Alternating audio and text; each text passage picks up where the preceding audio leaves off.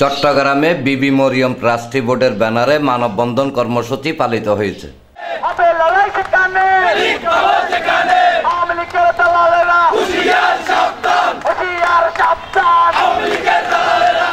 মঙ্গলবার বিকেলে নগরের জামাল খান প্রেস ক্লাব প্রাঙ্গণে বিবি মরিয়ম ট্রাস্টের প্রতিষ্ঠিত মাদ্রাসার মোহতামিম মাওলানা মোহাম্মদ মুহিবুল্লাহ সভাপতিত্বে অনুষ্ঠিত মানববন্ধনে ট্রাস্টি বোর্ডের সদস্য মাহফুজুর রহমান, মোহাম্মদ রেজাউল করিম, মোহাম্মদ হাসান, মোহাম্মদ আলমগীর, মোহাম্মদ ইমন, মোহাম্মদ শাহজাহান সহ ট্রাস্টি বোর্ডের অন্যান্য সদস্যবৃন্দ উপস্থিত ছিলেন।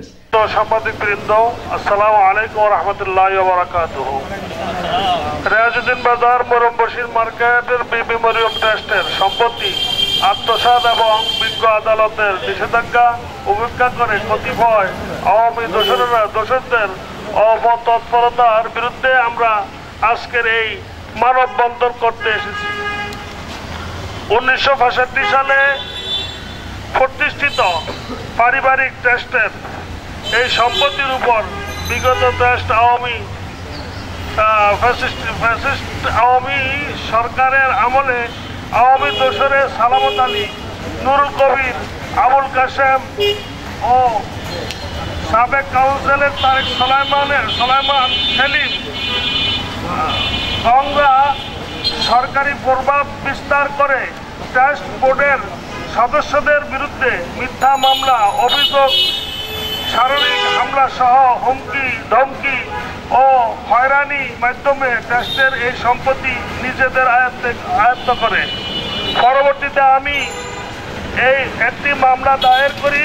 ওই মামলায় বিজ্ঞ আদালত মামলা নিষ্পত্তি না হওয়া পর্যন্ত স্থিতিশীল পরিবেশ বজায় রাখার নির্দেশনা দিলেও তার বিগত আদালতের নিষেধাজ্ঞা উপেক্ষা করে তাদের অপতৎপরতা এখনো অব্যাহত রেখেছে। আমরা অবিলম্বে আওয়ামী দোষরদের কবল থেকে বিবি মরিয়ম ট্রাস্টের সম্পত্তি উদ্ধার এবং বিজ্ঞ আদালতের রায় বাস্তবায়ন সরকারি এবং প্রশাসনিক মহলের নিকট জোর দাবি জানাচ্ছি। যেটা আমাদের পারিবারিক সম্পত্তি, ট্রাস্টের সম্পত্তি, আমাদের ন্যায্য সম্পত্তি, সেটা তারা বিগত আওয়ামী ফ্যাসিস্ট সরকারের ক্ষমতা বলে জোর করে জবরদস্তি করে আমাদেরকে আমাদের অধিকার থেকে বঞ্চিত করেছে।